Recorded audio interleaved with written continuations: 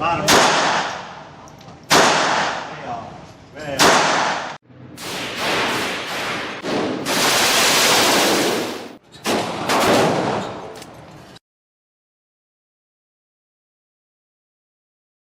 Hello everybody, this is Hammer Striker here. Today I've got an interesting Taurus on the table. It's a Taurus TX22, chambered in 22 LR. It's a relatively new gun to the market. It's a striker fired 22, which they're not as common. A lot of 22s tend to be hammer fired. This one is actually a very nice gun. It's well laid out, it's ergonomic, and it comes in a variety of different variations of it.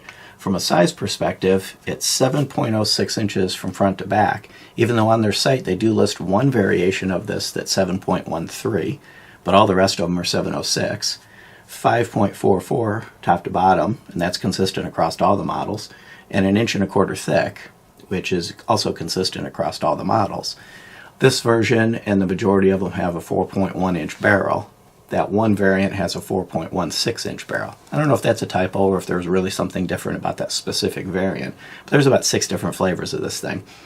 They all do come in the one color, black like you see it here, but they come with a different combination of either a 16 round magazine like this one or a 10 round magazine for those limited states, and they come with or without a thumb safety. So these particular magazines are 16 round, but you can also get it in a 10 round variant. So if you're in a limited state, you're good to go, and you can get it with or without the thumb safety, and that's pretty much what results in the variations of the gun. So let's take this one, and of course we do have an empty TX22. It does lock back on the last round, as you might have seen when I pulled it back. This particular one does have the thumb safety. Down is fire, up is safe.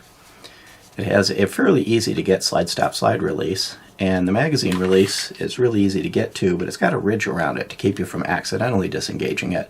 But when I pushed it even gently, it popped the magazine and allowed me to get to it, and it is reversible, but it is not ambidextrous. The safety, however, is if you have the thumb safety version of it. Another of the variations is the sights. This one you'll notice has an adjustable rear sight, so it's height and windage adjustable. They're all 3-dot sights, but they have a non-adjustable variant of it as well, and all of them use the same screw-in white dot front sight. So if you get the sight picture on it, it's actually a pretty nice 3-dot sight picture. Really easy to see.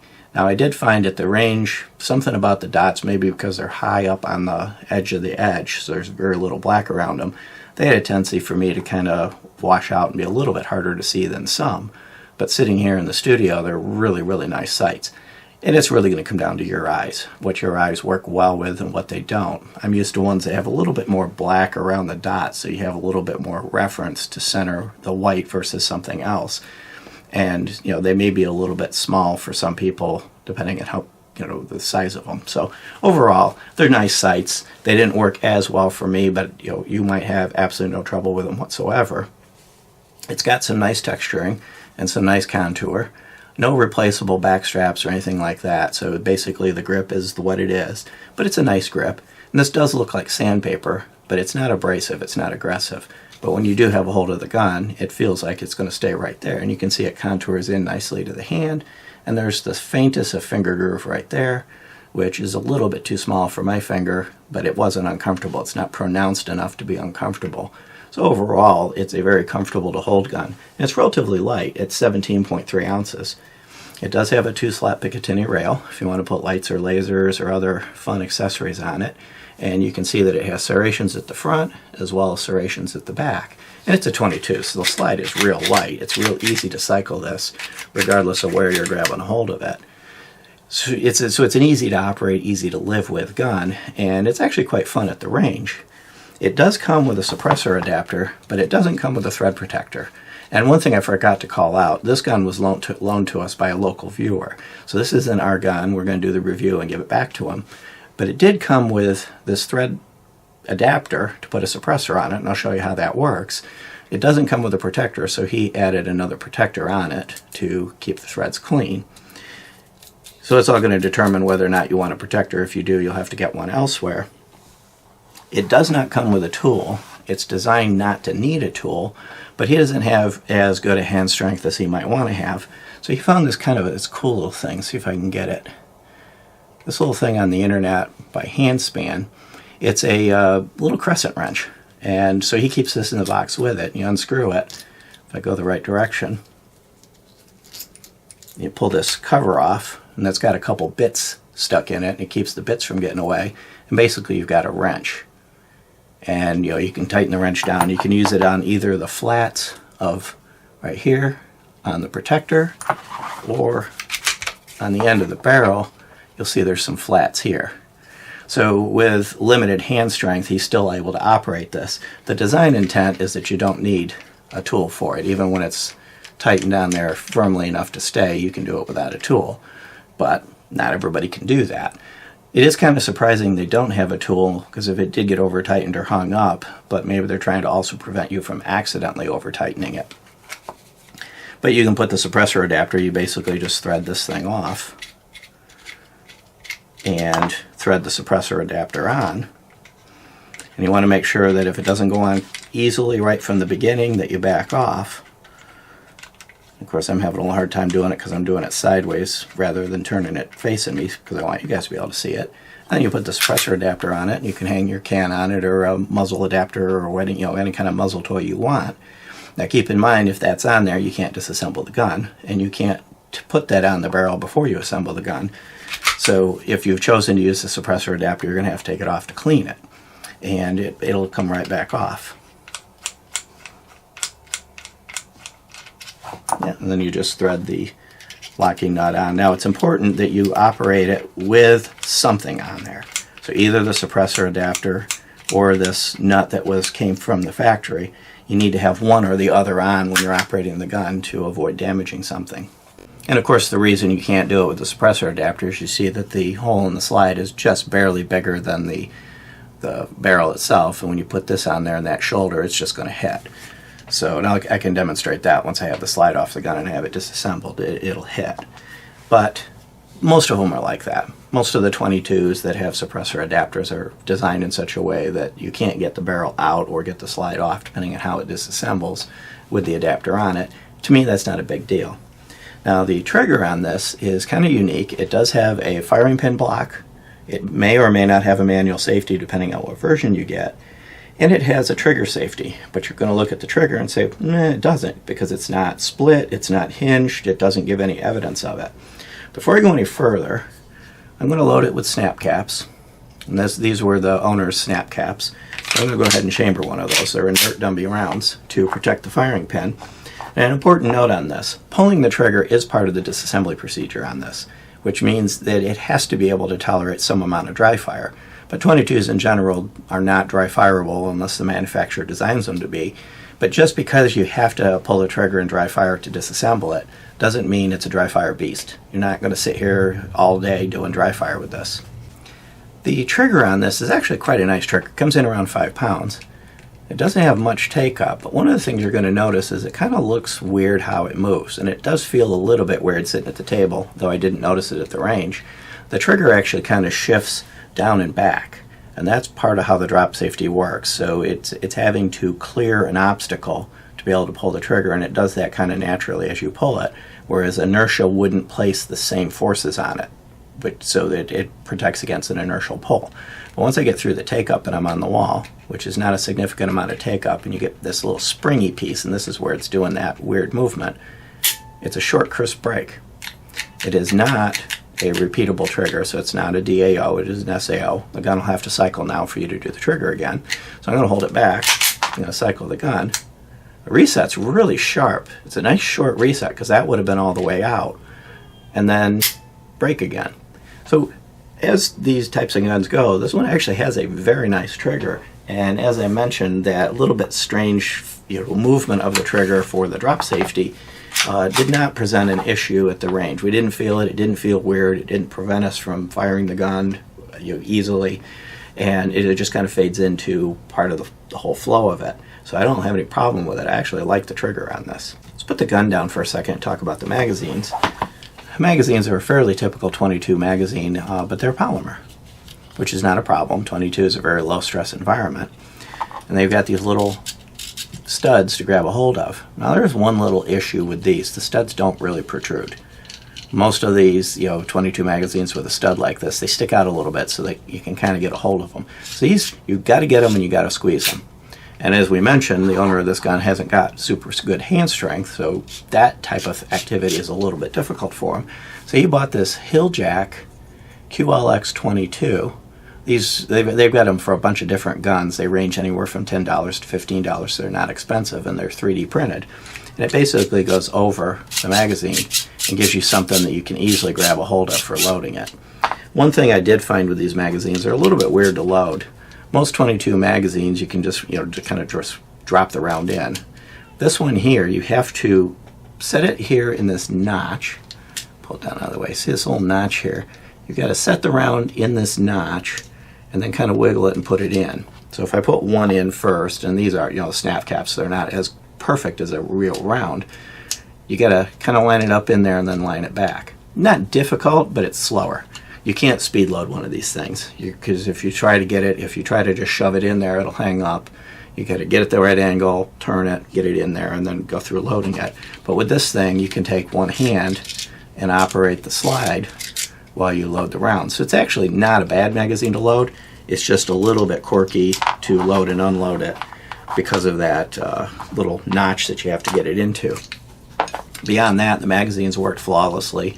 They don't bite your fingers, and they load smoothly, and they function and come out smoothly. And they've got a nice, rounded base plate. It's a polymer base plate. The whole magazine's polymer except the spring. So let's now talk about, you're going to dirty it up, you're going to have to clean it. Disassembly on this is relatively easy with one little caveat. You pull down this little notch, which can be a little hard to get a hold of, especially if you got bigger fingers. And once you pull this down, so I'm grabbing it with my fingers and pulling it down, you do have to pull the trigger. Then the slide just separates. You pull the notch down, it kind of goes forward a little bit and just pops right off. So it's easy to disassemble once you get a hold of this, and remember to pull the trigger. And again, I would reserve the dry firing of this to specifically the trigger pull that's needed to get it apart, and not get into just sitting there for days on end dry firing it. The frame is well manufactured.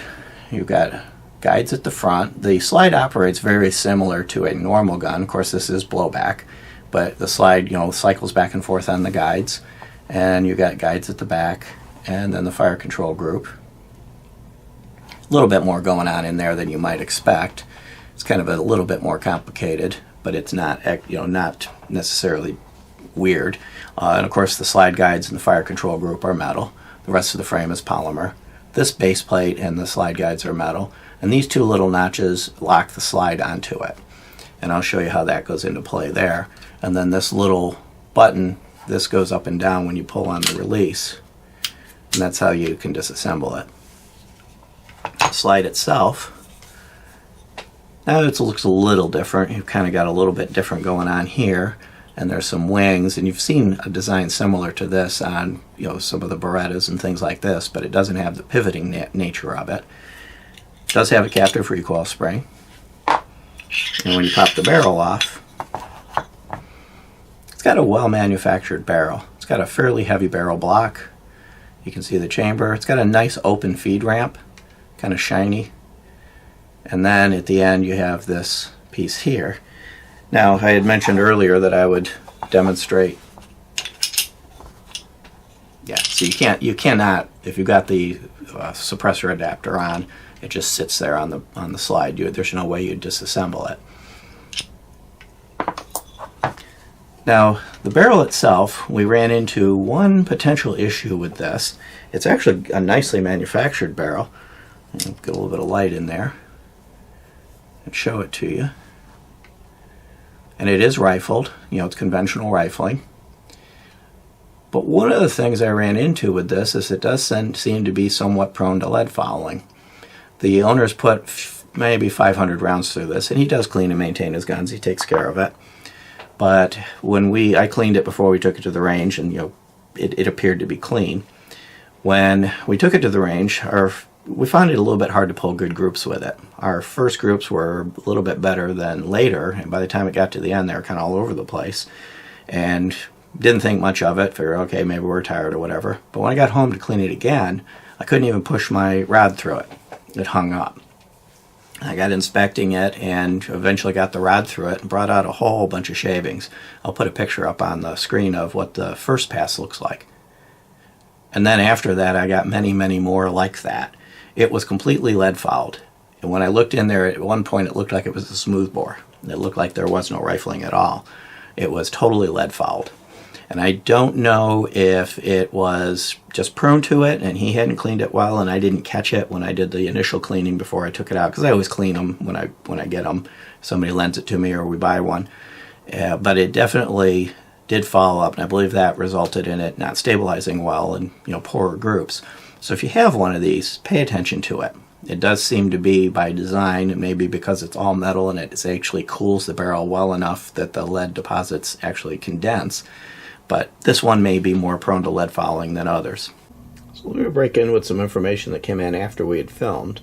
It's kind of hard to see, but there's a slight non-concentricity.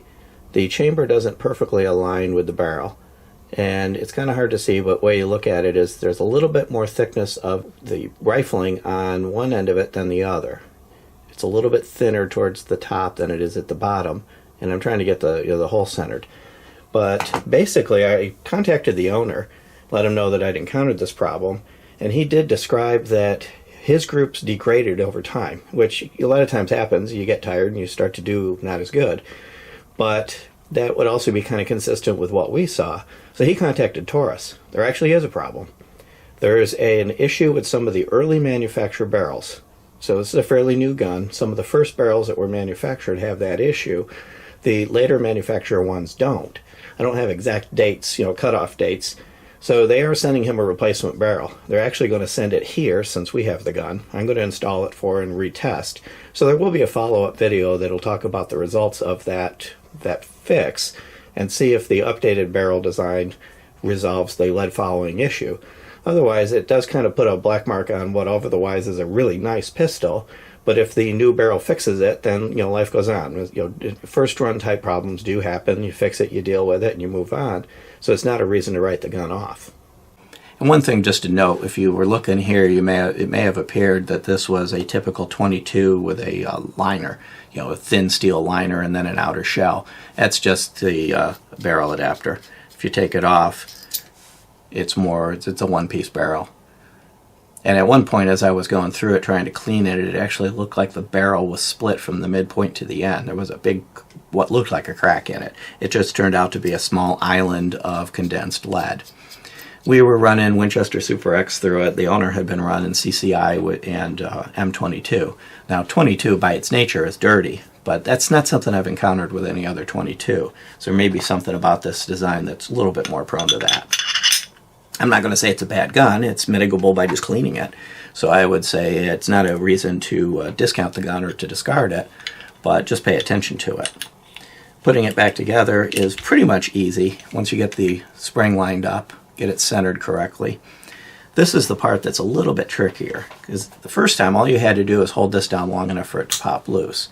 But now what you have to do is hold this down, which can be a little difficult, line the barrel or the slide assembly up a little bit forward, and then bring it back and let go.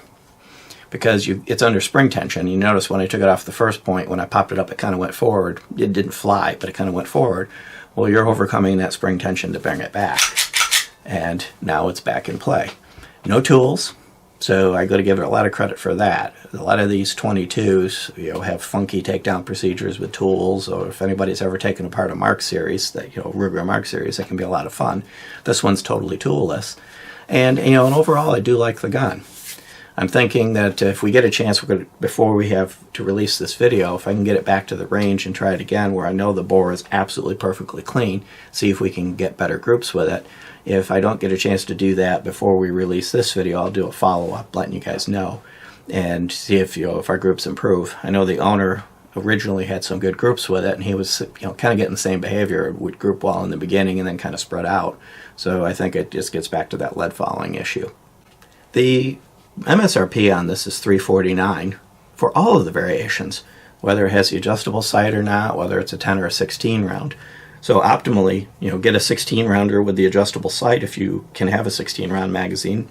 Otherwise, the 10 with the adjustable sight. Adjustable sights often add $50 to $100 to the price of a gun, but it's the same on all of them. Beyond that, if you like our videos, please give us a thumbs up, share, subscribe, click that bell up there if you do. Check us out on Facebook, Gunstreamer, and Patreon. And thanks again to our YouTube and Patreon supporters.